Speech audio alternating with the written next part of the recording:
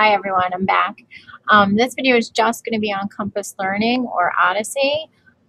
The students use this a lot at school, and it is tied to their NWEA score. So that computer-based testing that they take, this program will take those scores and put them into Odyssey, which will then generate appropriate activities for them to work on based on their scores in ELA and math.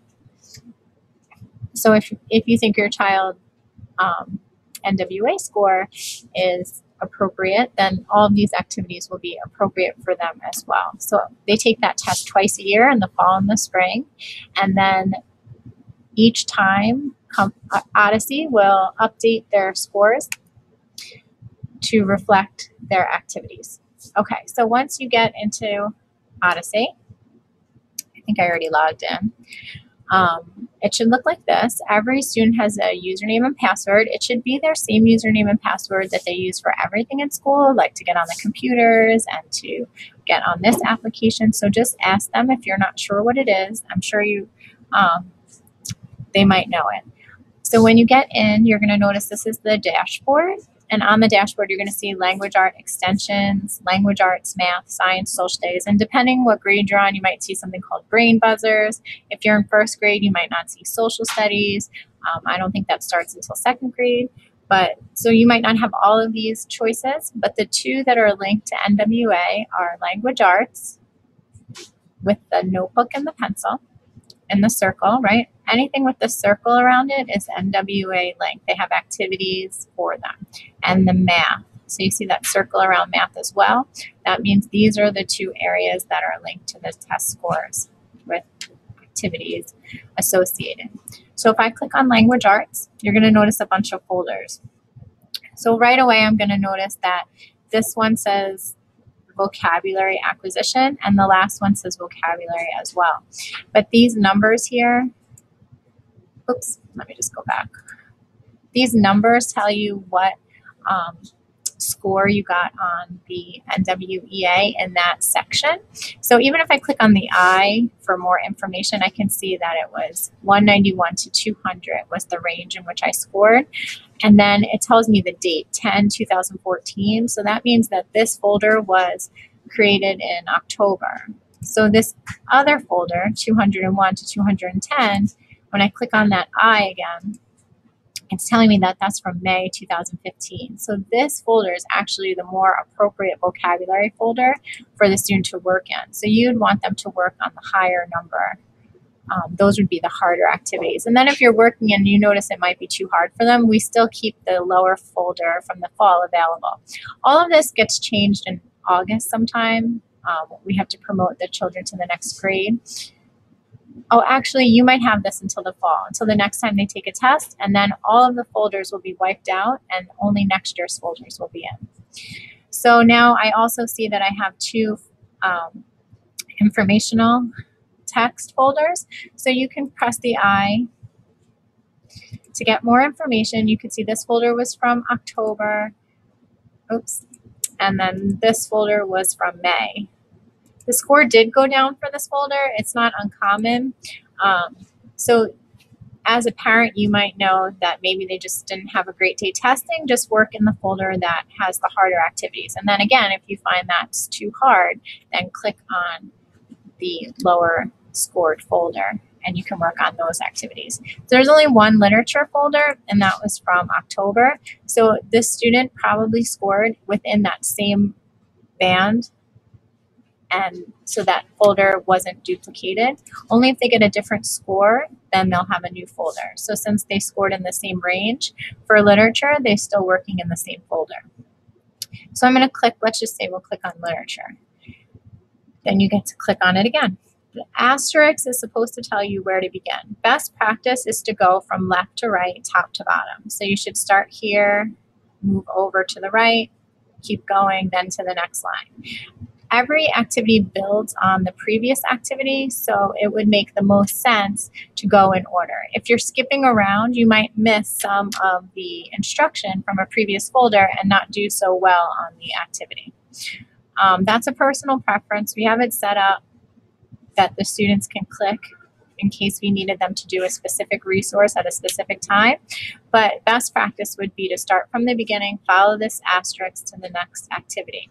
Once the activity is done, they should get a check mark, and they'll see that all of these will have checks on it once they complete them. Okay, so I'm going to go back home and just show you a few of the math. So the math has the same kind of setup. You'll see a number range. That's what the range in which they scored on the NWEA test. This is the topic. And then if you click on the I, it'll pop up on the right-hand side the date as well.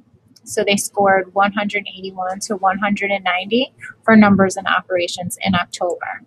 So if I see another folder for numbers and operations, you see how this score jumped up 201 to 210. When I click on the I, they took that in April. So this is the newest folder. This is probably where you want to spend your time working on. And then the same thing, you click until you get to the activities and follow the asterisks left to right. You can also click on the I for any of these lessons, and it might give you, sometimes it gives you a description, sometimes it just makes you start the activity. So depending on which one you click on. Again, math is one that you really want to go in order because it will teach you how to do something and then sometimes give you a quiz or some practice for that skill. So it's really important to go in order for math. Let's go back. I'm just trying to find a folder. So this child had done work in this folder is from the beginning of the year. You notice those checks. They completed all of these activities, and the asterisk is here. That's the activity they're supposed to work on next. So that's really Compass Learning. I like to use it on the computer, but if you have a tablet, you can also use it. And I'm going to try and show you quick how to get there. Of course, I'm going to just show you in the iTunes store. You need to go to Puffin Academy. And it looks like this. This opens up. So when you're on your tablet, you would go into the App Store and you would search for Puffin Academy, and it looks like a puffin with a graduation hat on, and you're going to download it. So I have it downloaded on my phone here. Let's see if this works for you. If you can see, I have the little penguin down there. When I click on it, it opens up into this weird, it shows like all these other apps that you can open. So Puffin Academy is really just a Flash browser. So since you're not really able to play Flash videos on your iPad, it would be almost impossible to use Odyssey on there. But if you go through Puffin Academy, then Flash will work. So there are some tabs across the top. You're going to want to click on Featured Courses. So I'm going to click on Featured Courses, and then you're going to see Compass Learning. It's a green square, so I'm going to click on Compass Learning. And then you can just click to install this app or launch it. And then once you do that, I know you have to look in the little box on the bottom to see this. You should see now I pressed install. Now when I open up Puffin Academy on the main page, I'm going to see Compass Learning Odyssey. And when I open it up now, I should be able to log in and all of the activities will work. Now, I wouldn't really recommend doing this on your phone because it's so small. Well, depending on what phone you have, I have the iPhone 5, so I think it would be too small for my kids to use, but on my iPad, it works perfectly. So that's up to you if you want to put it on a tablet or just log them on your computer at home, and then they can go and get to work on any of the activities.